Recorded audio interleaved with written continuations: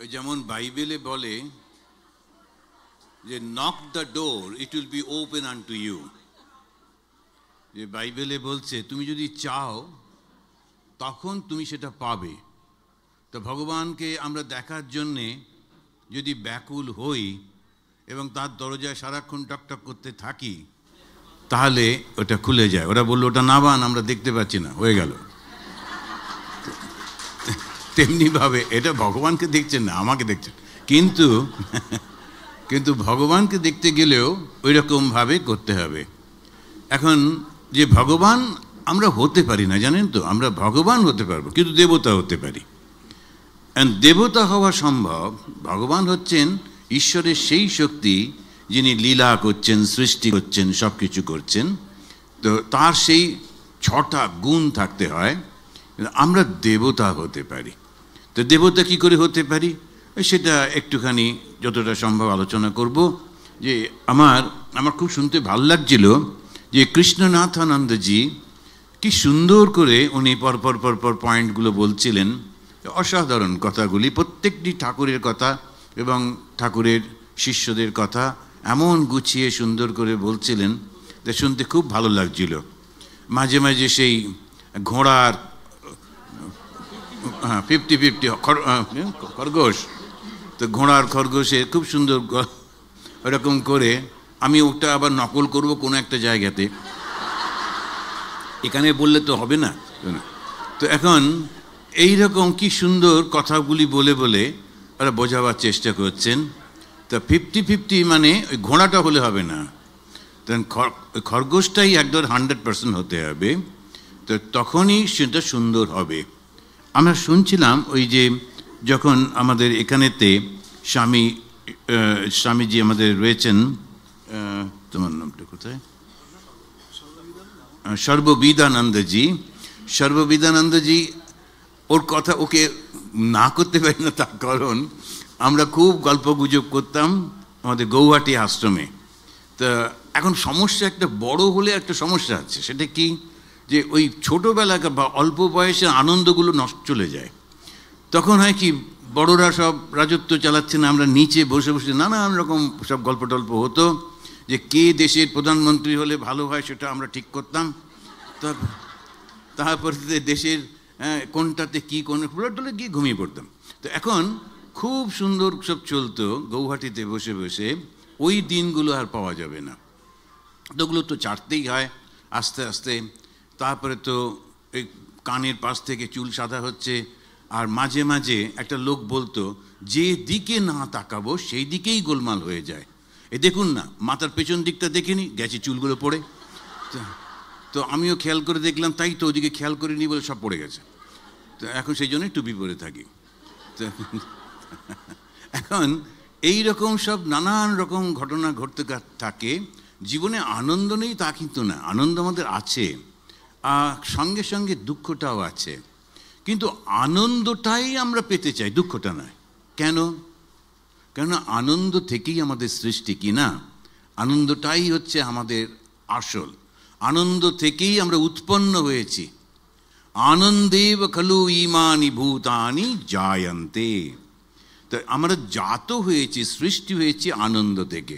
সবাই আনন্দ পেতে চায়। এবার এই গত বছরে আমার মনে হচ্ছে মে মাসে রিয়াদ, ওখানে গেছিলাম। ওদের ওখানে একদম হার্টল্যান্ড অফ ইসলাম। তো ওরা ওখানে ধর্ম সম্মেলন করছে। আচ্ছা, এবারে ধর্ম সম্মেলন করলো, খুব সুন্দর, খুব বড়, ভাবা যায় না, প্রচুর পয়সা। তো আমার মতো একটা ছোট্ট মানুষকে ওরা নিয়ে গেছে শিকাগো থেকে, ফার্স্ট ক্লাস প্লেনে করে গেলাম। আমি বললাম দেখুন, আমি আবার একা একা ঘুরতে একটু ভয় পাই, কিন্তু বুঝতে পারি না। তারপরে হোটেলে থাকা, ওখানে চাবি নেই, এরকম একটা কার্ড থাকে, ওটা ধরলে খোলে আর তুলে নিলে বন্ধ হয়, সে খুব বিপদ। আর ওটাই দিলে আলো জ্বলে, নানান রকম উৎপাত আছে। তো আমি বললাম যে আমার সঙ্গে একটা লোক যাবে, তাকেও ফার্স্ট ক্লাসে দিল, বিরাট গাড়ি করে নিয়ে গেলাম। কি অসাধারণ হোটেল! ওখানে আগে রাজা থাকতেন, এখন ওটা হোটেল হয়েছে। ওইখানেতে মিটিং হলো। তো আমি ওদেরকে বললাম দেখুন, আমরা না 3টে মাত্র জিনিস তো চাই, তো কেন আমরা মানুষকে দিতে পারি না? রাজনীতির নেতারা, ধর্মীয় নেতারা, সামাজিক নেতারা, 3টি তো চাই আমরা, বেশি তো চাই না। একটা কি, আমরা বেঁচে থাকতে চাই। দ্বিতীয়টা কি, আমরা একটু জানতে চাই। তৃতীয়টা কি, আমরা একটু আনন্দ চাই। কি এমন আমরা চাইলাম? আর এই তিনটি দিলে তো আমরা উৎপাত করছি না। তারপরে তুমি যত রাজত্ব চালাও না। তো এই তিনটি কি কি, ওই আমাদের ঋষিরা ওরা বার করে ফেললো। আর বার করলো কি, আমাদের যেখান থেকে সৃষ্টি হয়েছে তিনি অনন্ত, চিরন্তন, তাই কোনো জীব মরতে চায় না। লক্ষ্য করে দেখুন, হিন্দুইজমে স্রষ্টা নেই তো। হিন্দুইজম তো বিজ্ঞান, বিচার করে করে হয়েছে। তো বিচারে করে যেটা হয়েছে সেটা রেকর্ড করেছিল, ওটাই বেদ। সেটাই আবার পরবর্তীকালে ছোট্ট করে উপনিষদ। এখন এটাতে বলছে সৎ। সৎ মানে চিরন্তন, ইটার্নাল। আমরা কেউ মরতে চাই না, পিঁপড়ে থেকে ডায়নোসরাস কেউ মরতে চাই না। কারণ কি, ওইটা আমাদের স্রষ্টা যিনি, তিনি হচ্ছেন চিরন্তন। আমরা জানতে চাই সমস্ত জায়গাকার সব খবর। ওটা মাঝে মাঝে একটু বিকৃত হয়, মাঝে মাঝে একটু কেউ কেউ বলে না এই পাশের বাড়ি কি একটা চলছে, চুপ কর শুনি ভালো করে। তো তখন এই গসিপিং, ওটাও জানার প্রচণ্ড বাসনা। কিন্তু জানাই তো একটা ভুল পথে জানছে, কিন্তু জানার উগ্রত বাসনা আসে কোত্থেকে? যিনি, যার থেকে সৃষ্টি, তিনি হচ্ছেন জ্ঞানস্বরূপ আর আনন্দস্বরূপ। তো সচ্চিদ আনন্দ স্বরূপ। তো ওই সৎ চিত্তকে এক করে আনন্দের সঙ্গে মিশিয়ে দিয়ে বলল আনন্দ থেকেই আমাদের সব। তো সেই জন্যে আমাদের আনন্দটাই হচ্ছে আসল, আনন্দটা পেতে হবে। আপনারা কত কষ্ট করে বসে আছেন, ওই যে প্লাস্টিকের চেয়ারগুলোতে বেশিক্ষণ বসা যায় না, যদিও সাদা কাপড় দিয়ে ঢেকে ঢুকে মনে হয় কি সুন্দর দেখতে, কিন্তু অতটা।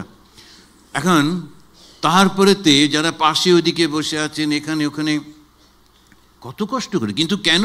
ধর্মীয় কথা শুনবো, তাতে আপনাদের আনন্দ হচ্ছে। আপনারা নাচ গান শোনার জন্যে যাচ্ছেন না, রাজনৈতিক বক্তৃতা হচ্ছে তাও না। তাহলে কি, ধর্মীয় কথা শুনতে যাদের আনন্দ হচ্ছে, তার জন্যে এত কষ্ট করে আসছেন, বসছেন, চুপ করে থাকছেন।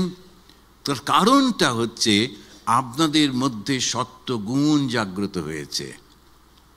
আমি নিজের কথা বলছি না, ভাগবতের কথা।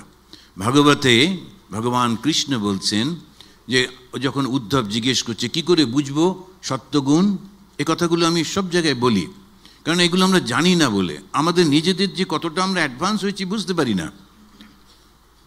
আমরা যখন উদ্ধব বলছেন যে তুমি চলে গেলে কলিযুগ এসে যাচ্ছে, আমি বাঁচবো কি করে? ঋষিরা পালাচ্ছেন, অন্য কেউ কেউ রাজারা তারাও সব পালাচ্ছেন। তখন উদ্ধব পায়ের কাছে এসে যখন বললেন, তখন উনি এইটা করো, এই যেমন উনি বলছিলেন প্রথমে সাধু সঙ্গ করো, এরকম করে করে বলছেন কৃষ্ণ। তারপরে বলছেন উদ্ধব সত্যগুণ জাগ্রত করো। সত্যগুণ কি করে বুঝবো? জাগ্রত হচ্ছে যখন আমার কথা শুনতে ভালো লাগছে। আমার কথা মানে ভগবানের কথা শুনতে ভালো লাগছে, এটা সত্যগুণের লক্ষণ। নইলে একদম কিছুতেই শুনতেই চাইবে না। একজন মা বলছিলেন, মহারাজ আমার ছেলেটা যখন ছোট ছিল কি সুন্দর ঠাকুরের কথা শুনতো, এখন ঘাড় ধরে আনতে চাইলেও আসবে না। তাই বললাম তখন ওর ঘাটটা নরম ছিল, এখন ঘাটটা শক্ত হয়েছে। সেই কারণে, কেন ওর মধ্যে এখন ওর কর্মফলটা জেগে উঠছে, ওর আগের কর্মগুলো সব জেগে উঠছে। বাবা মা বললে তো হবে না। এখন যার যাটা কর্মফল সেটাতেই আমরা হয়। আমরা নিজেরা চলবো, কেউ কাউকে সাহায্য করতে পারি না ধর্মজীবনে। শঙ্করাচার্য তার বিবেক চূড়ামণিতেও বলছেন, যদি বাবা লোন করে থাকে ছেলে শোধ করতে পারে। কেউ একজন মাথায় বোঝা নিয়ে যাচ্ছে, আর একজন বোঝাটা নিয়ে তাকে রিলিফ করতে পারে। কিন্তু ধর্মের পথে ওটা হবে না, সব নিজে নিজে চলতে হবে। পতির পুণ্যে সতীর পুণ্য, ওটা হবে না। ওই দুজনকেই নিজের নিজের মতো করে করতে হবে। আর কি করে করব, আর সেইটি প্রসঙ্গ আলোচনা হয়েছে, আরও পরবর্তীকালে উনি করবেন। এখন আমরা একটা স্তোত্র পাঠ করব সবাই মিলে, আমি একটু করে বলি, আপনারা বলুন। এটা হচ্ছে একটা বেদান্তের স্তোত্র, এবং সেখান থেকে আমরা দেখব আসলে আমরা কারা। আপনারা আমার পরে পরে বলুন। অহম নির্বিকল্প নিরাকার রূপ। আমি নির্বিকল্প, আমার কোনো কল্প নেই, মানে আমার কোনো আকার নেই, কোনো কিছু নেই। আর নিরাকার রূপ, বিভূত্বাচ্চ সর্বত্র সর্বেন্দ্রিয়ানাম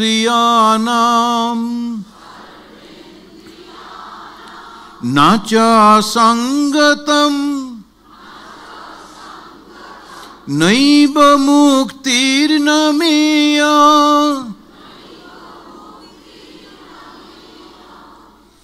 চিদানন্দ রূপ শিবোহম শিবোহম। চিদানন্দ রূপ শিবোহম শিবোহম। শঙ্করাচার্য অদ্বৈত দৃষ্টিতে বলছেন, আমি কিন্তু শিবস্বরূপ, সচ্চিদানন্দ স্বরূপ।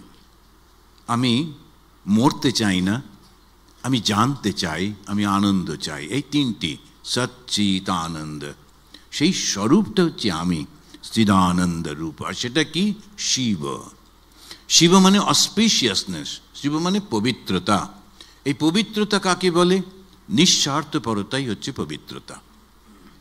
এখন তুমুল ঝগড়া চলছে যে জলে আমরা গিয়ে ডুব দিয়ে এলাম, এখন সেইটি এসব নানান রকম চলছে। যারা বিশ্বাসী ওরা বলছে ওসব কিছু না, আর ওরা অবিশ্বাসীগুলো আমাদের ভয় দেখাচ্ছে, এইসব নানা রকম হইচই হচ্ছে। কিন্তু অমৃত পাওয়া গেল কি, যেটা হচ্ছে প্রশ্ন। যারা ওটা ডাউট করছে জলটা নিয়ে, তা তো পাইনি, ওর ছেড়ে দিন। আর যারা গিয়ে ডুব দিল ওরা পেল কি? একজন মহিলা এসে বললেন, তুমি যাওনি? আমি গিয়ে ডুব দিয়ে এসছি, তুমি যাওনি?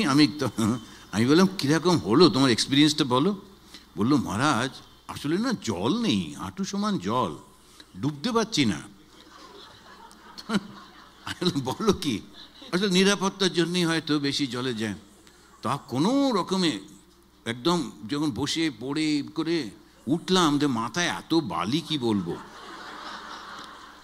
তাই বল, বালিগুলো সংগ্রহ করে রেখেছো? বলে না, পাশেই গিয়ে পরিষ্কার জল ছিল, ওখানে স্নান করে নিলাম। আচ্ছা, সেটা বাড়িতে বসে করতে পারতাম তখন। এখন ভক্তি এমন একটা জিনিস, বিশ্বাস এমন একটা জিনিস, অমৃতের খোঁজে যাচ্ছি, আর প্রচণ্ড অ্যাডভার্টাইজমেন্ট হই হই করে সব গিয়ে করছি টচ্ছি। অবশ্য অমৃত পাওয়া যাবে যদি বিশ্বাসটা থাকে, ভক্তিটা থাকে। আর অমৃতটা কি? অমৃত হচ্ছে আনন্দটা। যখন আমার মনটা, মা শ্রী শ্রী সারদামণি দেবী বলছেন, যখন উনি দক্ষিণেশ্বরে থাকতেন এই ছোট্ট ঘরটার মধ্যে, সেখানে একেবারে ঘোরাফেরা করা যায় না। আমাকে যদি ওখানে এক মাস থাকে পাগল হয়ে যাব। আর সেখানে মা বছরের পর বছর থাকতেন, তারপরে ওর বন্ধ চতুর্দিকটা। আর তারপরে ওনার শাশুড়ি মা ওখান থেকে একবার করে হাঁক দিচ্ছেন, উনি ছুটে যেতে গিয়ে প্রায় মাথায় ধাক্কা খাচ্ছে, কত রকমের। কিন্তু বলছেন তখন আমার হৃদয়ের মধ্যে আনন্দের ঘট বসানো থাকতো। ওটা হচ্ছে অমৃত। অবশ্য কিছু কিছু লোক মায়ের দুঃখে ঠাকুরের উপর খুব লেখালেখি করছিল, ঠাকুর তার স্ত্রীকে কষ্ট দিয়েছেন ইত্যাদি বলে। তো এখন ঠাকুরও বলছেন, আরে কবে কষ্ট দিলাম? আর ওইদিকে মাও বলছেন, আমি তো কষ্ট পাইনি, তোমরা মাতামাতি করছো কেন? এখন এই যে আমরা দেখছি যে কাকে অমৃত বলে? আনন্দটা। কোথায় আনন্দ পাই? মনের মধ্যে। কখন পাই? যখন আমি স্যাটিসফাইড, যে কাজটা করছি, যে অবস্থায় রয়েছি, সমস্ত কিছু আমাকে খুব স্যাটিসফ্যাকশন দিচ্ছে, তখন তো আনন্দ না? সে আনন্দের মধ্যে সব থাকে। তো ওইটা ইনি বলছেন, আমরা হচ্ছি শিবস্বরূপ। তো মানুষ কি দেবতা হতে পারে? অবশ্যই, কেননা আমরাই তো সেইটা। আমরা না হতে পারছি, ওটাই তো একটা সমস্যা হচ্ছে। আমরাই তো সেইটা। ভগবান শ্রীরামকৃষ্ণদেব একদম প্রথমেই বললেন, মনুষ্য জীবনের উদ্দেশ্য ঈশ্বর লাভ। একদম পরিষ্কার পরিষ্কার। অন্যান্য ধর্মরা তারা একটু না বলে টলে, কিন্তু আমাদের হচ্ছে তোমাকে ঈশ্বর লাভ করতে হবে। একটা ধর্মের একজন বলেছিল, আমিও ওনাকে জেনেছি, তাকে ধরে মেরেই ফেললো ওরা। তারপরে তো তার যারা ফলোয়ার্স ছিল তারা পালিয়ে মালিয়ে আমাদের ইন্ডিয়াতে চলে এলো ইত্যাদি। এখন বড় বড় লোটাস টেম্পল করে ওরা খুবই খুশিতে আছে, আমরাও গিয়ে ভিজিট করছি, কোনো অসুবিধা নেই। কি বলেছিল সে? আমিও ঈশ্বরকে দেখেছি।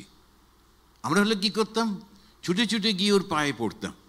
তুমি ঈশ্বরকে দেখেছো? বলো দেখি, ঈশ্বরের গল্প একটু আমাদের বলো, ঈশ্বরের কথা বলো, তোমার জীবনটা আমরা দেখি। তো তখন আমরা কি ভালোবাসি। আমাদের প্রত্যেককে বলা হচ্ছে, স্বামী বিবেকানন্দ বললেন, ছিলে পশু, ওই আছো মানব, এবারে দেবতা হইতে হইবে। দেখুন দেখি, ও বলছেন না আমার মাধ্যমে এসো, আমি যা বলছি সব কিছু বলছেন না, তোমাকে দেবতা হতে হবে। কেন না, ওই দেবত্বের সমস্ত কোয়ালিটিগুলো আমাদের মধ্যে রয়েছে, শুধু আমি ভুলে গেছি তাই, শুধু ভুলে গেছি তাই।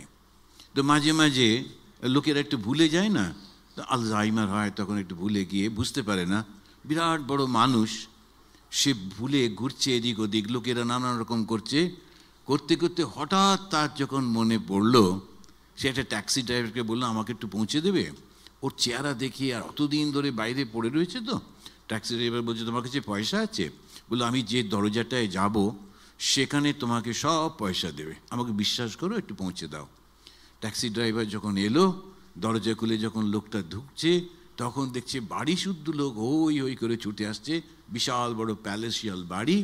ওই বাড়ির কর্তা একটু ভুলে বাইরে চলে গেছিল, আর ওই ট্যাক্সিওয়ালাকে ওর ট্যাক্সির দামের থেকে বেশি টাকা দিয়ে দেওয়া গেল।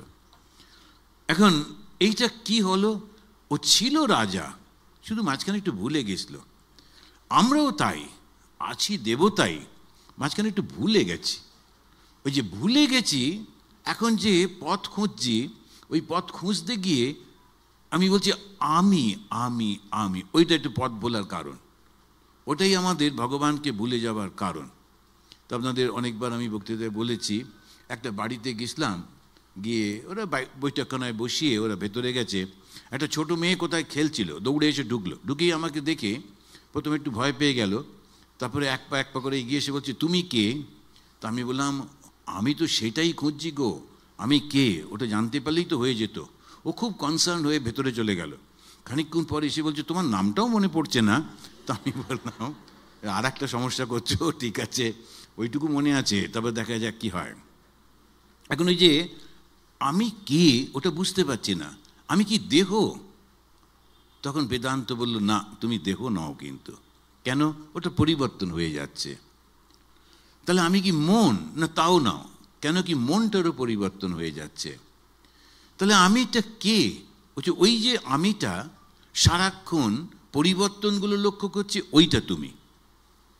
আমি ছোট্ট ছিলাম, আমি বড় হলাম, আমি বড় হলাম, আমি বৃদ্ধ হলাম, আমি মারা যাব, এই যে আমি আমি আমি আমি সর্বত্র আমি কিন্তু রয়েছি। আমার মনটা পাল্টে যাচ্ছে, শরীরটা পাল্টে যাচ্ছে, আমি কিন্তু রয়েছি, ওইটা তুমি। আর ওইটাতে যেই তুমি পৌঁছে গেলে তখন শিব তুমি, তুমি শিব, শিবোহম শিবোহম, ওই তখন আনন্দ। কিন্তু কিছুতে পৌঁছতে পারছি না, যদিও রোজ ঘুমের মধ্যে চলে যাই ওখানে, কিন্তু অজ্ঞানের মধ্যে দিয়ে যাই, তো যদি বুঝতে পারি না, আবার ফিরে আসি। তা যদি আমরা জ্ঞানের মধ্যে দিয়ে ওখানে পৌঁছতে পারতাম, জেনে শুনে যেতে পারতাম। আমি যখন ঘুমিয়ে পড়ি আমার শরীরটা তো চলে যায়, শরীর তো থাকে না, মনটা ক্রিয়া করে, মনের মধ্যে নানান রকমের স্বপ্ন টপ্ন দেখি, তখন মন ক্রিয়াশীল, শরীরটা নয়। তাহলে শরীর না থাকলেও আমি থাকি, এটা প্রমাণটা কি? ওই মনটা, ওই স্বপ্নটা।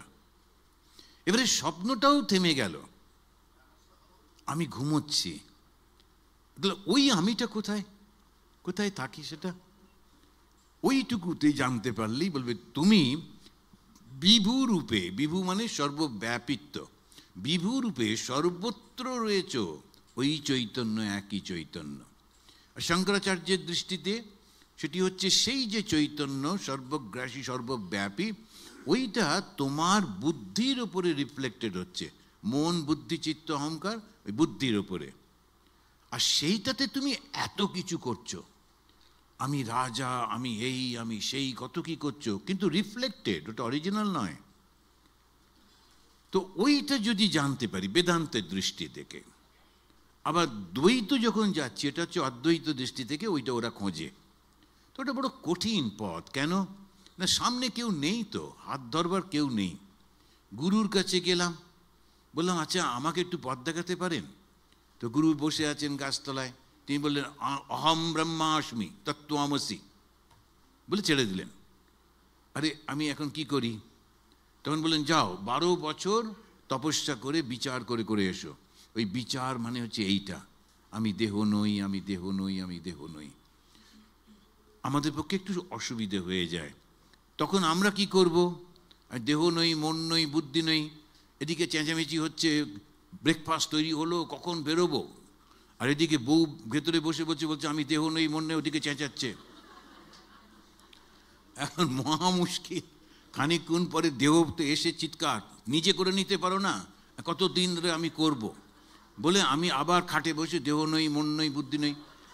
তখন পাড়া প্রতিবেশীরা এসে বলে আরে রান্নাটা শেষ করে বস না, এখন হবে না। তাহলে কি করা যায়? তখন হচ্ছে দ্বৈত পথে যেতে হবে। সেজন্য গীতাতেও বলল, ভগবান শ্রীরামকৃষ্ণ তো বলছেন ওই পথটা বড় কঠিন, সব কিছু ত্যাগ করতে হবে। যেখানে অহং আছে ওটাও পারবে না। ওটা একটা পথ পথে, জ্ঞানের পথ। আমি চৈতন্য স্বরূপ।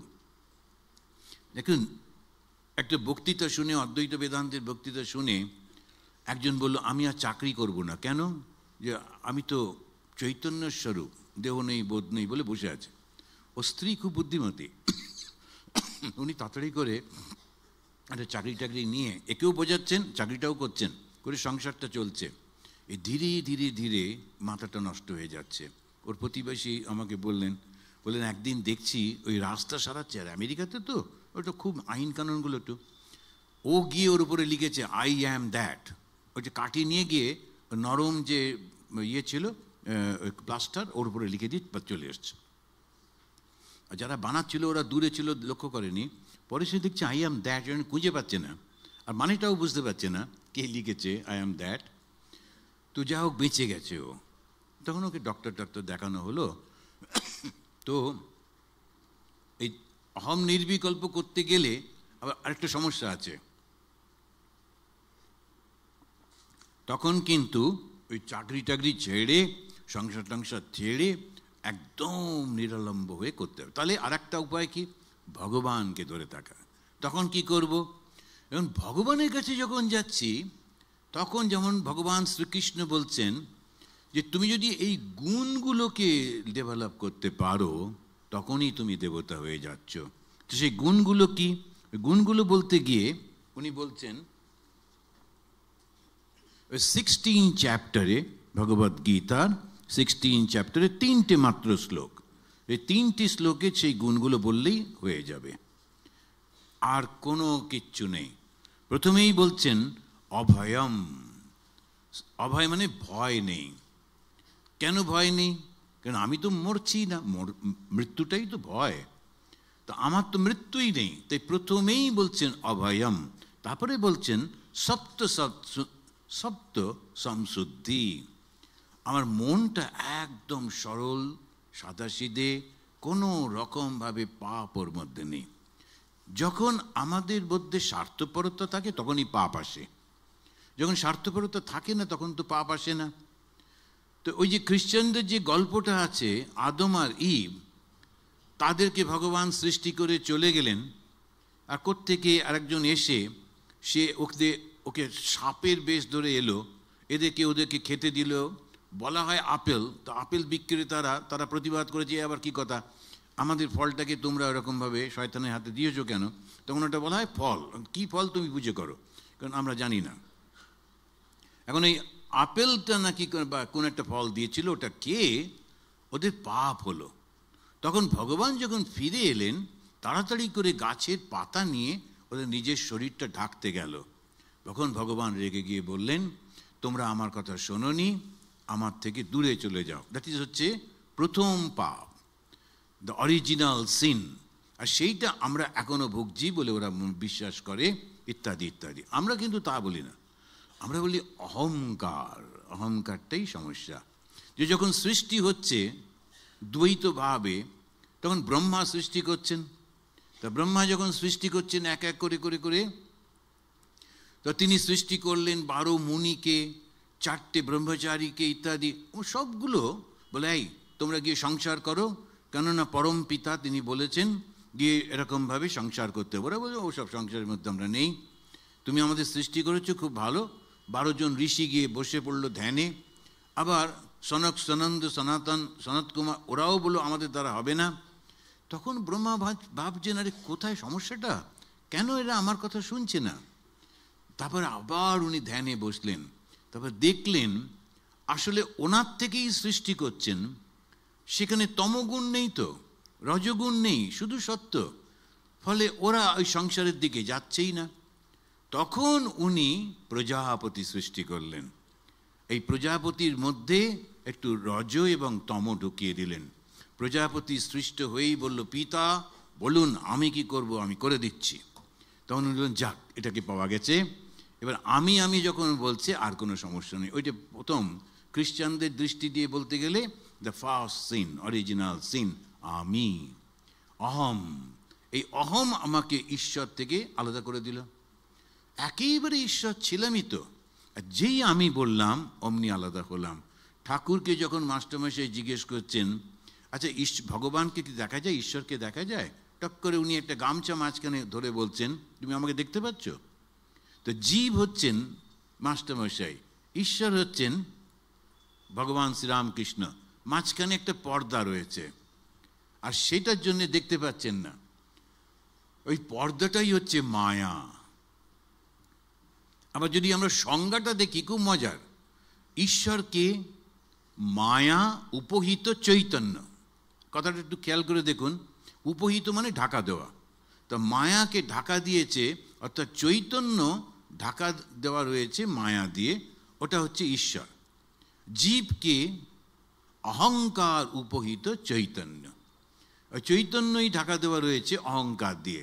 এবার অহংকারটা সরিয়ে নিলাম আর মায়াটা সরিয়ে নিলাম, থাকলো কি? চৈতন্য। তাহলে ঈশ্বরও চৈতন্য, জীবও চৈতন্য, আর সেইভাবে আমরা এক। ভগবানের কাছে যখন আমরা যাচ্ছি তখন এই গুণগুলো একটুখানি আমাদের মধ্যে বাড়িয়ে দিতে হবে। অভয়ম সত্য সংশুদ্ধি জ্ঞান যোগ ব্যবস্থিতি। তারপরেই বলছেন কতগুলো প্র্যাকটিক্যাল, দানম, দমশ্চ, যজ্ঞশ্চ, শ্রদ্ধায়, স্তপ, আর্জবম। আমরা যখন দান করি, দানটা নিজের পয়সাটা দান করতে হয়। আমাদের দেশের কোনো একজন চিফ মিনিস্টার সরকারি টাকায় দুর্দান্ত একটা দামি মুকুট করে ভগবানকে দান করেছিলেন, এবার আর জিততে পারেননি।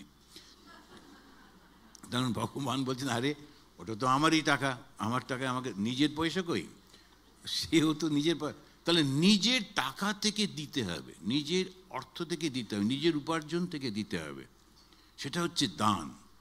আর শ্রেষ্ঠ দান কোনটা? আবার মহাভারতের গল্পের মধ্যে যখন যুধিষ্ঠির যজ্ঞ করলেন, তখন ওই বেজিটা হাফ সোনা হাফ নর্মাল, সে গড়াগড়ি খেয়ে বললো না এটাও না, আগেরটা ভালো ছিল। সবাই বললো আগেরটা মানে?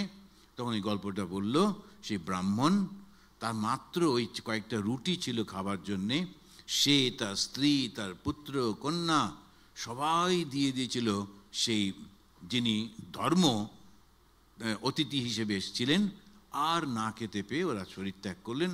ওইটা যজ্ঞ। ওরা কিন্তু আগুন জ্বালেনি, ওরা কিন্তু মন্ত্র বলেনি, ওরা শুধু একজনের ক্ষুধা নিবৃত্তি করেছিল নিজেদের যেটুকু খাদ্য ছিল সেটা দিয়ে। খেয়াল করে দেখুন। আর তখন ধর্ম বলছেন এটা হচ্ছে শ্রেষ্ঠ দানম। তো দানটা হচ্ছে সেইটা যেটা আমি আমার থেকে না তোমার আর একটু বেশি প্রয়োজন, আমি দিয়ে দিচ্ছি। তো দানটা খুব বড় একটা পুণ্য। এদিক ওদিক থেকে নিয়ে এসে আমি আন্দামানে ছিলাম, হঠাৎ করে একটা গাড়ি করে, ভদ্রলোককে আমি চিনতাম, কিছুদিন আলাপ হয়েছে, হঠাৎ করে একটা গাড়ি করে বড় বড় 4টে ব্যাগ এলো, বেশ বড় বড় এক একটা ট্রাঙ্ক একেবারে। বললো আপনার খাটের তলায় রেখে দিন। আমারই একটা ভাঙা কোনো রকমের খাট আছে। আর সত্যি সত্যি আন্দামানে খুব গরিব অবস্থা ছিল প্রথম দিকে। তো বললো আপনার খাটের তলায় রেখে দিন। 5-7 দিন পরে এসে আমরা নিয়ে যাব, এর মধ্যে একটা ট্রাঙ্ক আপনাকে দিয়ে দেবো, 3টে নিয়ে যাব, আর আপনাকে ভিক্ষে করতে হবে না। তখনই আমি বুঝলাম গোলমাল আছে। তো ভিক্ষে করতে হবে না যখন বলছে, আমি ওই যেতাম তো, আর আন্দামানে ওখানে ভিখারি নেই আর সন্ন্যাসীও নেই, ফলে ওরা বুঝতে পারতো না এরা ভিক্ষে করছে কেন। খুব সুন্দর দেশ, সুন্দর জায়গা। তো ওখানেতে লোকেরা, কেননা সবাই পয়সা আছে, ভুল করে আমরা ওই বাংলায় যাইনি, কিন্তু খুবই যারা যারা আছে খুব একদম সবকটা লাখপতি, ওর নিচে কেউ নেই। এখন ওই যে ওরা রাখতে চাইছিল, তার কারণ কি পরে বুঝলাম, ওই দিল্লি থেকে একটা সেই পুলিশের দল এসছে, ওর বাড়িতে, অফিসারের বাড়িতে সার্চ হচ্ছে, ওখান থেকে নিয়ে এসে আমার ওখানে আমি বললাম না বাবা এটা হবে না। তারপরে ছেলেদের দিয়ে জোর করে ওর ফেরত পাঠালাম। তারপরে এইসব হয়ে গেল, দিল্লির লোকেরা চলে গেল। হঠাৎ দেখছি আমাদের আশ্রম থেকে একটু উপরে, পাহাড়ের উপরে, ওখানে একটা টেম্পল ছিল, সেখানে পুরোহিত দেখছি বেশ সুন্দর সেজেগুজে ঘুরছে। তাতে প্রচুর লোক কাজ করছে, রিনোভেশন হচ্ছে। তাই বললাম पंडित जी आपका तो बहुत अच्छा हो रहा है। না, ও ভগবান নে পয়সা ডালা। আচ্ছা, বুঝলাম ওই 4টের একটা আছে। এখন এই যে এই ভগবান নে পয়সা ডালতে গেলে তখন ওই রকম ভাবে পয়সা, আমরা ওটা কখনো নেব না তখন। কেন না, ওটা দান নয়। তো যে দিচ্ছে সেও চুরি করা, আর যে নিচ্ছে ও চুরির ভাগিদার হচ্ছে। কেউ কেউ কমেন্ট করেছিলেন, we don't see the colour of the note of the money. তো না, ওটা দেখতে হবে, সেই জন্যে একেবারে পিন টিন সব দিয়ে দান করতে হয়। আমাদের এখানে দান করাটাও একটা সমস্যা, যে আপনার আইডেন্টিটিটা দেখান, এরকম সব হয়। তো দানম দমশ্চ, ওইটা আমাদের নিজে নিজে করতে হয়। এখন নানান রকমের মনের মধ্যে ফুট উঠতেই থাকে, ওটাকে দম করতে হবে, দান বন্ধ করতে হবে। তো সম দম এটা আছে না, ওইটা আমাদের লড়াই, কেউ লড়তে পারে না।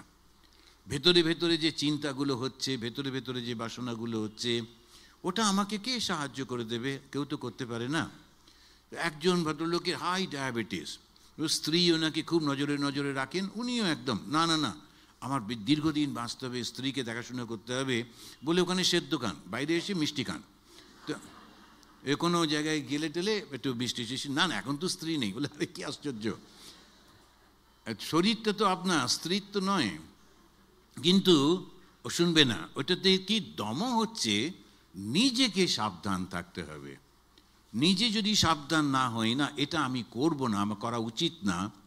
আমরা আমেরিকাতে একদম একা একা থাকি, এখানে সাধুরা সব একসঙ্গে থাকে, তো কেউ কিছু করার উপায় নেই। একটু যে ভালো গায়ে স্প্রে মেরে একটু ঘুরবো তার উপায় নেই। অমনি আরেকজন সাধু বলবেন, মহারাজ আপনার গা দিয়ে একটু সুন্দর গন্ধ, ওটা কোথায় পেলেন? আরে তো মহা মুশকিল। আমরা একবার লুকিয়ে লুকিয়ে এই স্প্ল্যানেডের একটা দোতলা, একটা নিচে একতলাতে হোটেল আছে, দোতলাতেও ওদেরই, গিয়ে ধোসা খেতে গেছিলাম আমি আর একজন স্বামীজি। এখন তখন আমরা ব্রহ্মচারী, তো বুক ফেয়ার হচ্ছে, বুক ফেয়ার একটু আমাদের ফ্রিডম ছিল, একটা ট্যাক্সি থাকতো, ওটা করে একটু ঘুরতে পারতাম। তো আমরা, উনি বললেন এই ধোসা খাবেন? আমি বললাম ধোসা, চলুন। তো দুজনে, আমি বললাম কোথায় খাওয়াবেন? বললো কেউ দেখতে পাবে না বলে। আমরা গিয়ে ওই ট্যাক্সিটাকে বললাম তুমি দাঁড়াও তো, আমরা দোতলায় গেলাম যাতে কেউ খেয়াল না করে, একতলা তো নজরে পড়ে। দোতলায় গিয়ে ধোসা টোসা খেয়ে নেমে এসে যখন পয়সা দিতে যাব, বললো না আপনাদের পয়সা দিয়ে দিয়েছে। সে কি, কে দিল? রামকৃষ্ণ মিশনের ভক্ত। এমন জায়গা নেই যে নেই। ধোসা খেতে গিয়েও ধরা পড়লাম।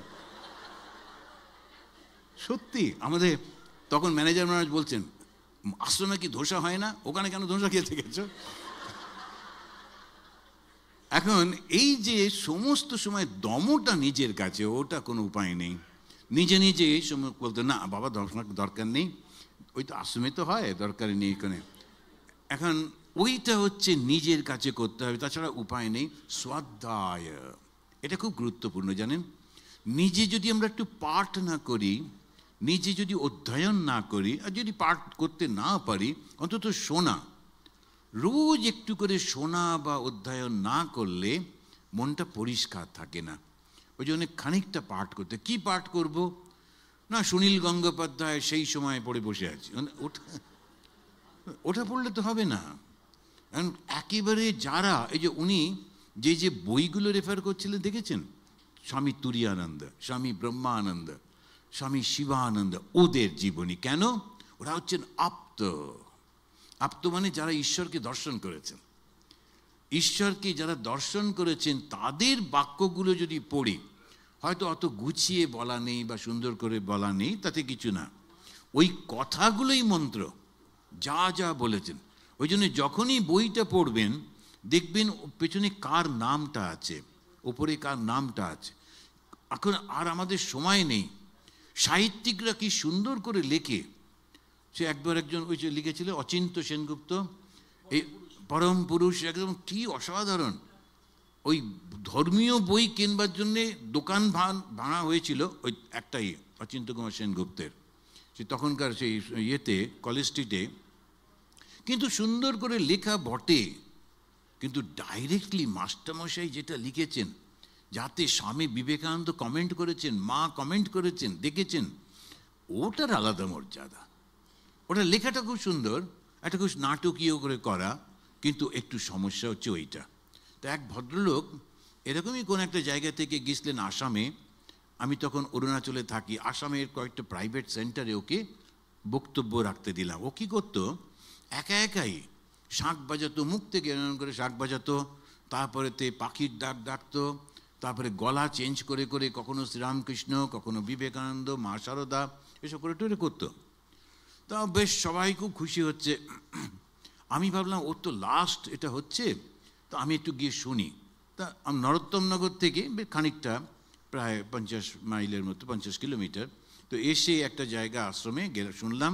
তখন ও হচ্ছে ইয়ের কথা বলছিলেন, ওই যে রামপ্রসাদের গল্প হচ্ছে। তো রামপ্রসাদের কাহিনী বলতে বলতে রামপ্রসাদ তার স্ত্রীকে ষোড়শী পুজো করছেন, নমক করছেন, এই সমস্ত হচ্ছে। তো আমি বললাম রামপ্রসাদ করেছেন, জেগে যাক, এখন চলছে যখন, তার মধ্যে তো আর বন্ধ করা যায় না। আর তারপর হয়ে গেলে ওকে ডেকে নিয়ে পাশে বসে চা খাচ্ছি, যাই রামপ্রসাদ কখনো করেছেন? বলে হ্যাঁ, উদ্বোধনের বইতে আছে। ও ভাবছে আমি তো আসামে থাকি, উদ্বোধন চিনব না। আরে, আমি বললাম উদ্বোধন, আরে উদ্বোধনের বই তো সবই আমরা পড়ি, ওরকম তো পাইনি। তারপরে যখন একটু চেপে ধরলাম, বলছে আসলে জানেন ওটা শ্রীরামকৃষ্ণই করেছেন, কিন্তু একটু চেঞ্জ করলাম। এখন এই ধরনের লোকের পাল্লায় পড়লে আর এক বিপদ, কেন ধর্মটা তখন নানান রকম ও নিজের মতো করে চেঞ্জ করে যাচ্ছে। একদম চেঞ্জ করবে না, যখন একটা জীবনী বলছো যেমনটি আছে তেমনটি করবে। আপ্ত বাক্য মানে হচ্ছে উনি যেমনটি বুঝেছেন তেমনটি। যেমন শারদানন্দজি মহারাজ বলছেন যে ঠাকুরের জীবনী যেটা করে লিখেছি সেটি যেমনটি আমি নিজে অনুভব করেছি, দেখেছি, ওইটা লিখেছি। এখন ওনার বই পড়া হয়তো ল্যাঙ্গুয়েজটা অতটা ভালো হচ্ছে না, তাতে কিছুই না, কিন্তু ওনার ডাইরেক্টটা পড়তে পারলে সেটা হচ্ছে শ্রেষ্ঠ। তো আমরা ওই স্বাধ্যায় করব, আর তপ তপ তপ তপ, শুধু তপস্যা করতে হবে। তপ মানে হচ্ছে তপস্যা। যে তপস্যাটা কি? শ্রী শ্রী মা একটা অসাধারণ কথা বললেন, তপ শুনলেই ভয় পেতাম। তপস্যা মানে হচ্ছে না খাওয়া, আর আমার ওইটাতেই দুর্বলতা, চেহারা দেখি বুঝতে পারছেন।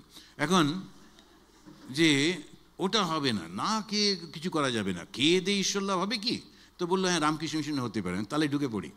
তো এইসব এখন এই যে আমরা দেখছি তপ মানে কি, কত রকমের তপস্যা করে। ছবি দেখছিলাম, এই নখগুলো হাতের মধ্যে ঢুকে গেছে, এমন একটা করেছে, কাটেননি কোনো দিন, তপস্যা করছেন। একটা হাত উঁচু করে রেখেছেন, সেটা একদম সরু হয়ে গেছে। সত্যি সত্যি ছবিগুলো, বাবা কি কঠিন তপস্যা করছেন ভগবানকে পাওয়ার জন্যে। কিন্তু শ্রী শ্রী মা অসাধারণ একটা ডেফিনেশন দিলেন তপস্যা, যেটা আমরা অবশ্যই করতে পারি। সেটা কি? তপস্যার কি বাবা? যেন তেন প্রকারে, যেমন তেমন করে মনটা ঈশ্বরেতে রাখা। দেখুন কত সোজা, যেন কোনো রকমে মনটাকে ঈশ্বরেতে রাখা। কি করে রাখবো? তখন আমাদের গহনানন্দজি মহারাজ খুব সুন্দর বললেন, জানো তো মার সঙ্গে ঠাকুরের সঙ্গে একটা আটপৌরে ভাব করতে হয়। একটা হচ্ছে ঠাকুর বস আমি, আর একটা হচ্ছে একটা আটপৌরে। তখন ঠাকুর বস না, আমি ওর সঙ্গে ঘুরছি, বেড়াচ্ছি, গল্প করছি, মজা করছি, ঝগড়া করছি, ওইটা ঠিক আছে। মায়ের সঙ্গে তো আরও বেশি। উনি বলেন মেয়েরা এটা ওদের মায়েদের সঙ্গে করে। এখন মা তো মা, কিন্তু আবার ওই মাকে নানা রকম কথা বলবে, তুমি এটা জানো না, এইটা করো, রেসিপি টেসিপি নেয় টায়, একটা সারাক্ষণ মায়ের সঙ্গে একটা যোগাযোগ মেয়ের থাকেই। তো সেইটি ওই রকম করতে হয়। মা আমি এটা দিয়ে রান্না করছি, ঠিক হবে তো? বাড়িতে লোকজন ডেকেছি, ঠিক হবে তো? এরকম সমস্যা হচ্ছে, তুমি কিন্তু থেকো। বাড়ি থেকে বেরোচ্ছি, দেখো বাবা রাস্তাঘাটে যা সমস্যা, তুমি কিন্তু আমাদের রক্ষা করো। সারাক্ষণ মাকে বলে যাচ্ছি, এই দেখো নতুন ব্রিজ হচ্ছে, এই দেখো নতুন এই হচ্ছে, কত কি হচ্ছে। আসার সময় নবান্ন দেখলাম, যে এই দেখো নবান্ন, কিন্তু খাওয়া দেয় না, এমনি ওই নবান্ন মানে নতুন অন্ন না, তো সেই নতুন অন্ন, এরকম সব নানান রকম দেখতে দেখতে সব আসছি, মাকেও দেখাচ্ছি, দেখো কি সুন্দর। গল্প করছি, কি হচ্ছে? মাকে ডাকছি, সারাক্ষণ মাকে চিন্তা করছি। আর যেই মাকে চিন্তা করছি, বাস আমার তপস্যা হচ্ছে, মনটা ঈশ্বরেতে রাখা। আমি সব তো সময় জগতেরই কথা বলছি। দেখো কি সুন্দর নদী, এই যে নতুন ব্রিজটা দিয়ে আসছিলাম, কি অসাধারণ ব্রিজ। সান ফ্রান্সিসকোতে ওই ব্রিজটা দেখেই ওরা পয়সা নেয়, বলে একদম এই ব্রিজ আমাদের এখানে সেকেন্ড হুগলি ব্রিজ, কি সুন্দর ব্রিজটা, রাত্রিরে তো আরও ঝলমল করে। আর একটা দেখছিলাম সেই মা ওভারফ্লো, কি সুন্দর, ওরে বাবা। ওখানেতে শিকাগোতে একবার নিয়ে গেল দেখাতে, কি না এই শীতকালেতে ওরা লাইট টাইট দিয়ে সাজায়, সব লোক ওখানে দেখতে যায়। আমি বললাম এই লাইট, আমাদের চন্দননগরের লোকেরা যা লাইট দিয়ে সাজায় তুমি ভাবতে পারবে না তোমরা। কলকাতায় এসে দেখলাম কি লাইট, কি সুন্দর সুন্দর, কিছুই না, ওরা শুধু শুধু এমনি বলে। এখানেতে এসে ওই রকম যা দেখছি, মাকে বলছি, মা দেখো কি সুন্দর, কি সুন্দর, কি সুন্দর, এইটা হচ্ছে, এইটা হচ্ছে, এইটা হচ্ছে। এখন এই যে সারাক্ষণ মাকে ডেকে যাচ্ছি, মার সঙ্গে কথা বলছি, আমি জব করছি না কিন্তু কথা বলছি, আর সেটাই হচ্ছে তপস্যা। কেননা সব কিছুর মধ্যে মাকে রাখতে পারছি, এটা আমরা করতেই পারি, এটা আমরা করতেই পারি। কারণ বকবক তো সবসময় করি মনে মনে, লোকেরা শুনতে পায় না বটে, কিন্তু করি কি না? কে বকবক করেন না? হ্যাঁ, ওইটাই যখন অন্যের সঙ্গে হয় তখন মহারাজ ধমক দেয়, এক চুপ করুন। কিন্তু মনে মনে যখন করছি তখন তো আর মহারাজ বুঝতে পারছেন না। আর ওই মনে মনেটা অন্য লোকের সঙ্গে না করে মায়ের সঙ্গে করা, সৃষ্টি মা খুব একেবারে। আর ধৈর্যের তো শেষ নেই। ঠাকুরকে ওরকম বেশি বললে হয়তো একটু ধমক ধমক দেবে, আর নয়। স্বামীজির ধারে কাছে যাওয়া মুশকিল, গেলেই বলবে অন্যের দুঃখেতে মন কাঁদে না, নিজের জন্য আবার বিপদ, নিজের দুঃখ আবার অন্যের দুঃখ। এখন এই সমস্ত জন্যে মা তাকে ওই যে আমরা করব, সেটা হচ্ছে আর আর্যবম। আর্য মানে সরলতা, কখনো ঘুরিয়ে ফিরিয়ে লুকিয়ে চুরিয়ে কোনো কিচ্ছু না। যেন মা একটু গোলমাল করে ফেললাম, একজনকে না একটু মিথ্যে কথা বলতে হলো, তো কি করব, উপায় ছিল না। মিথ্যে না বললে সমস্যা হতো। আমি যাচ্ছিলাম এই ধর্ম সম্মেলনে, তারপরে ওরা বলল আসবো। এখন ছেলের বাড়ির শ্বশুর, তাকে না বলা যায় না, তখন আমরা বললাম হসপিটালে যাচ্ছি।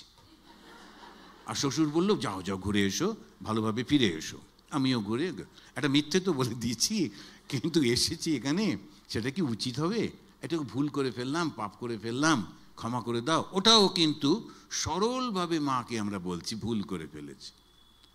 আর যখন ভুল করেছি, যখন বারবার বলছি মাকে যে আমার একটা ভুল হয়ে গেছে, তো মা কিন্তু ঠিকভাবে না, ওটা ঠিকই আছে। জানেন মা একবার কিরম বলছেন, একটি লোক লিখেছেন মাকে একটা চিঠি, বলছেন মা এই যে কর্মটা করি তাতে আমাকে একটু মিথ্যে বলতে হয়, তো ঠাকুর তো মিথ্যে বলতে বারণ করেছেন, তাই ভাবছি চাকরিটা ছেড়ে দেবো। মার কি উত্তর দিলেন, লেখো তো, লেখো ওকে, খবরদার চাকরি ছাড়বে না। তুমি চাকরির ক্ষেত্রে যদি একটু মিথ্যা বলতে হয়, ঠাকুরের কাছে ক্ষমা চেয়ে নেবে। যে লিখছিল সে থেমে গেছে, বলছে না ঠাকুর তো বারণ করেছেন।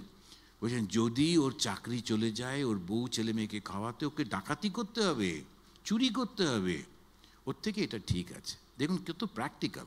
তবে এই সুযোগটা নেওয়া দরকার নেই, কিন্তু এখন কথাটা হচ্ছে একটা প্র্যাকটিক্যাল অবস্থায় আমি খুব ভালোর জন্য আমি যদি মিথ্যে বলি, খুব একটা ভালো কাজ করব। কীরকম? স্বয়ং ভগবান কৃষ্ণ তিনি হাজার হাজার লোকের প্রাণ বাঁচাবার জন্যে যুধিষ্ঠিরকে বললেন একটা কি মিথ্যে কথা বলো, দেখুন কীরকম। আর পরিষ্কার যুধিষ্ঠির একটু কিছুতে বলবে না প্রথম দিকে, তারপরে সবাই চেপে ধরলো। ভীম গিয়ে একটু চেষ্টা করছিল, কিন্তু ভীমকে বিশ্বাস করছে না, বলে তুমি 500টা মিথ্যে কথা বলো, তার মধ্যে এটাও। এখন যুধিষ্ঠির ভগবানের কথাতেও অতটা বিশ্বাস হলো না, গিয়ে পরে একটু নাকি বলেছিল, কে শুনেছিল আমি জানি না, কিন্তু ওরা বলে ইতি গজ। এখন ইতি গজটা যেটা বলেছিল বলে ভগবান কথা বিশ্বাস করেনি বলে ওকে একটু নরক দর্শন করতে হয়েছিল। কিন্তু ভগবান বলছেন, কেন বলছেন? তখন আবার উত্তর দিচ্ছেন বেদব্যাস, বলছেন মানুষের কল্যাণের জন্যে যদি মিথ্যেও বলা হয় ওটাই সত্য। তো সত্যটা কি? সত্যটা বলা হচ্ছে যে ধর্ম মানেই সত্য। আবার বেদব্যাস সেটা ব্যাখ্যা করতে গিয়ে বলছেন বহু মানুষের কল্যাণের জন্যে যদি মিথ্যাও হয় ওটাই সত্য, যেটা ভগবান শ্রীকৃষ্ণ যুধিষ্ঠিরকে করতে বলেছিলেন। তো ওইটাই আমরা দেখব। এরপরে আর ব্যাখ্যা করছি না, এগুলো আপনারা জানেন। অহিংসা, সত্য, অক্রোধ, ত্যাগ, শান্তি, অপৈশুনম, দয়া, ভূতেষু অলোলুপ্তম, মার্দবম, হ্রি অচাপলম, তেজ, ক্ষমা, ধৃতি, শৌচম, অদ্রোহ, নাতিমানিতা, ভবন্তি সম্পদম দৈবীম। এটা হচ্ছে দৈব সম্পদ। দেখুন দৈব সম্পদ কোনটা? এইটা দৈবীম আর মার্দবম, হ্রি অচাপলম ইত্যাদি। তো এই যে দৈব সম্পদগুলো আমরা দেখলাম, এই দৈব সম্পদ যদি পেয়ে যাই তাহলেই আমরা দেবতা হয়ে যাচ্ছি। তা দেবতা মানে কি? মানুষ কি দেবতা হতে পারে? মানুষ তো দেবতাই আছে, শুধু দেবতা থেকে একটুখানি ভুলে গেছে সে, ভুলে গিয়ে সে ঘুরছিল। এখন সাধু সঙ্গ করতে হবে। আর গীতার থেকে সাধু সঙ্গ আর কোনটা হবে? ভগবান শ্রীকৃষ্ণ স্বয়ং তার কথা শুনছি, সেই সাধু সঙ্গ যখন করছি তখন আমরা দেখছি এই 26টা গুণ যদি আমরা ডেভেলপ করতে পারি। বেশিরভাগ কিন্তু আমরা করি, ঠিক বুঝতে পারি না। এখন একটু জেনে শুনে যদি এই 26টা গুণ একেবারে বড় বড় করে লিখে রাখতে হবে, 26 একদম, আর রোজ একটু দেখতে হবে আচ্ছা কোনটা আমার কম আছে, কোনটা একটু বেশি হলো। এইভাবে যেমন যেমন ওরা পরীক্ষার সময় তৈরি করে ওই রকমভাবে যদি করি দেখবেন একদম এগিয়ে যাব। আর বুঝবো কি করে এগোচ্ছি? দেখবেন সবার প্রতি একটা ভালোবাসা আসছে। এটা খুব মজার, যে ধর্মের পথে যে এগোয় সে কাউকে ঈর্ষা করে না, কাউকে হিংসা করে না। কেননা জগৎটাই তো আমি চাইছি না। তা কে একটু ভালো নাচলো, কে একটু ভালো গাইলো, কে একটু সফল হলো, তো আমার কি? আমার তো কিছু এসে যায় না। না, যদি আমি সেইটা না করি তাহলে বুঝতে হবে, যদি আমার ঈর্ষা হয়, যদি আমার রাগ হয়, জেলাসি বলছে না, কেউ একটা সফল হয়েছে তখন একটা জেলাসি আসছে, তার মানে তোমার ভগবানের দিকে যাচ্ছ না, কম্পিটিশন এসে যাচ্ছে। মেরে তো গিরিধারী লাল দুসরা না কই। তুমি গান করছো করো, তুমি যাতে সফল হয় হও, রাজত্ব চালাচ্ছ চালাও, আমার তো ওটা দরকার নেই না। কারণ আমি আমার মন নিয়ে খুব আনন্দে রয়েছি।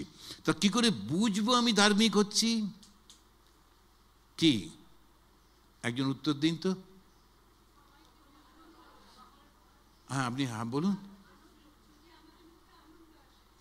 আনন্দ তো অন্য লোকটা যাকে পছন্দ করি না ও রিক্সা থেকে পড়ে গেলে একটু আনন্দ হয় কি না?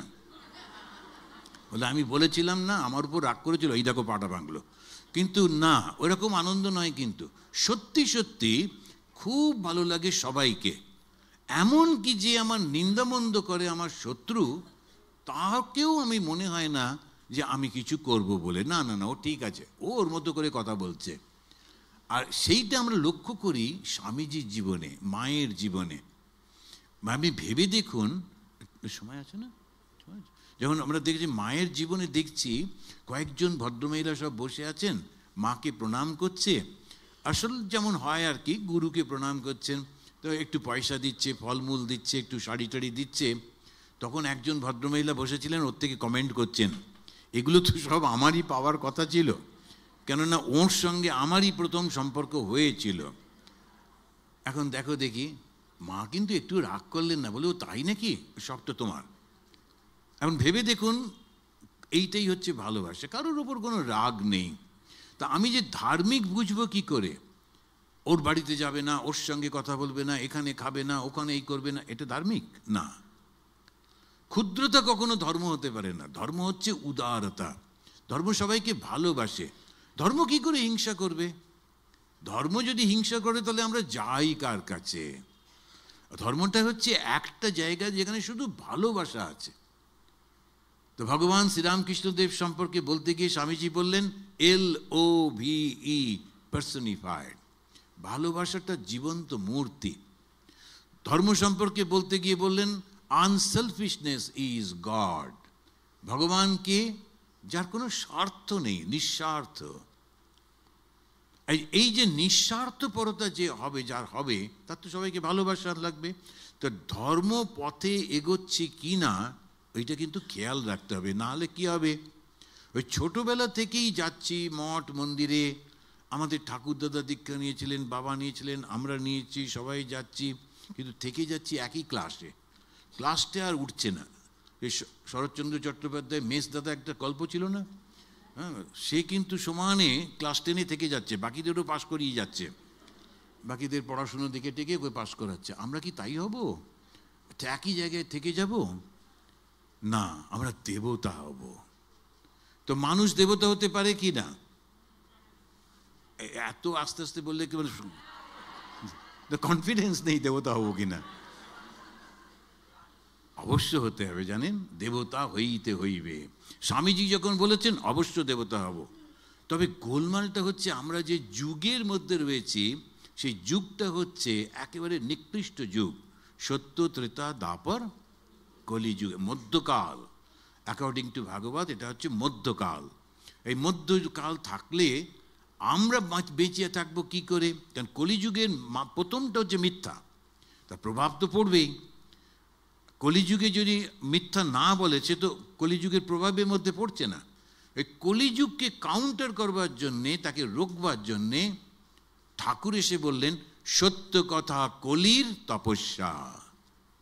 দেখুন, কলির তপস্যা বলছেন সত্য কথাটা, কেননা প্রচণ্ড প্রেশার পড়ে মিথ্যা বলবার জন্যে।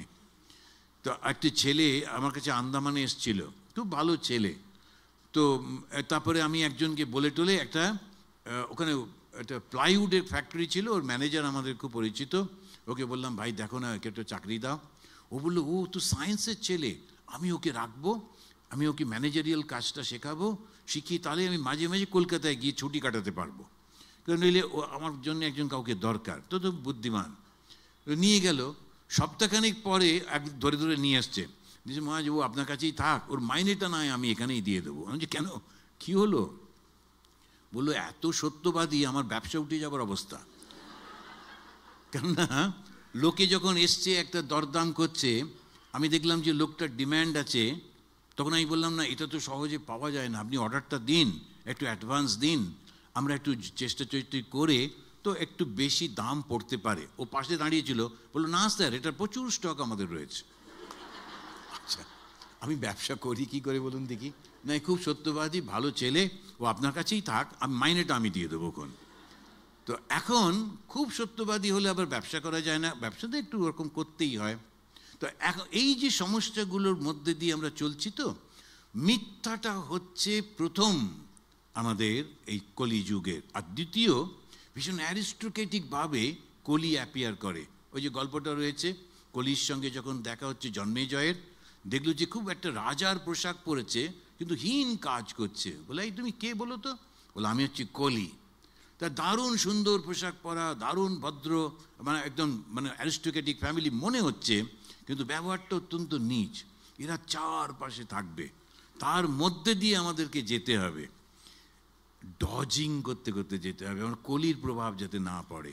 সে কাকা হোক, বাবা হোক, দাদা হোক, মামা হোক, যেই হোক না কেন, আমি ঠাকুরের সঙ্গে, আমি ধর্মপথে, আমি এর মধ্যে দিয়ে চলবো।